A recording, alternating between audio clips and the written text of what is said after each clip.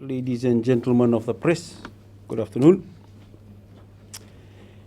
At our last press conference on Tuesday, the 7th of July, we announced that the rest of the 105 passengers on the flight that repatriated Fiji citizens from India on the 1st of July would be tested for COVID-19.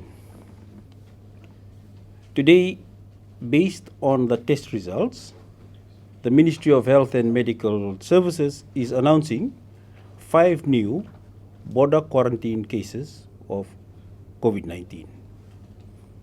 This brings us to a total of 8 border quarantine cases announced since the 6th of July. All are repatriated Fiji citizens arriving from the same flight from India that landed in Nadi on July 1st. All the passengers on the flight have been kept under strict border quarantine control conditions from the moment they arrived, including in government-designated quarantine facilities, where they were supervised by the Republic of Fiji military forces and screened every day by staff from the Ministry of Health and Medical Services. All the 5 quarantine cases announced today are a 44-year-old male, a 38-year-old female, 51-year-old male, a 29-year-old female, and 47-year-old male. One of them is a husband of a border quarantine case that we had announced earlier.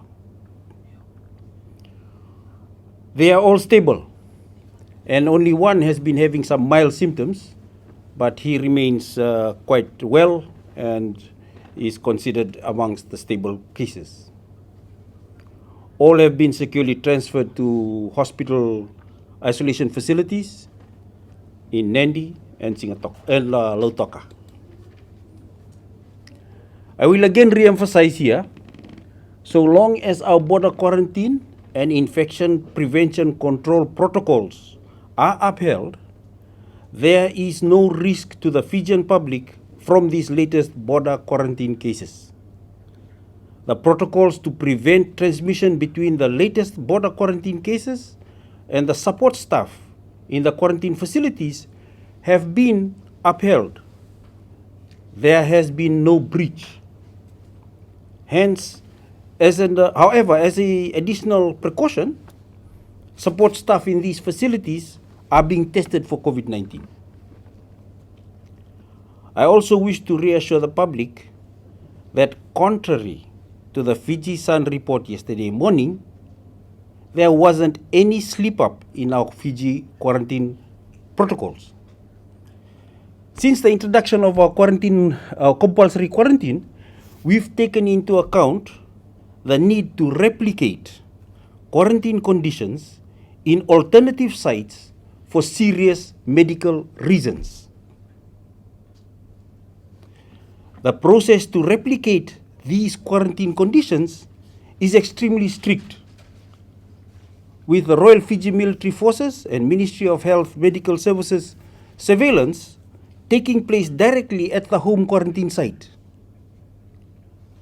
Only when it is medically necessary did we commit the time and the resource to allow individuals to safely complete their 14 days of quarantine in such an environment. No matter what, the 14-day requirement still applies. No exceptions have been made.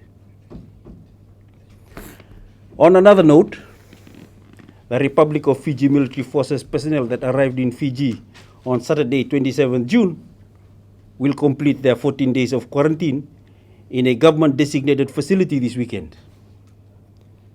They were tested for COVID-19 soon after they arrived, all tested negative.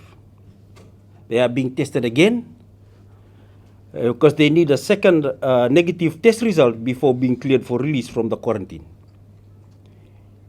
It's certainly been a long journey back to Fiji for our returning forces, but bringing our troops home and reuniting them with their family members is well worth every measure of effort that we've taken. The same goes for all our citizens who are returning to Fiji from overseas. By doing so, we are doing more than proving our systems can support the safe repatriation of our fellow Fijians. We are proving that we are a nation that does not turn its back on its own people. The Fiji Health and Medical Services will continue to work closely with the Royal Fiji Military Forces and our border control teams at our ports of entry to ensure that our border control measures remain firm and the measures and processes for checking and clearance of quarantined individuals are working well. Rest assured, Fiji, we are still a COVID-contained country. Thank you.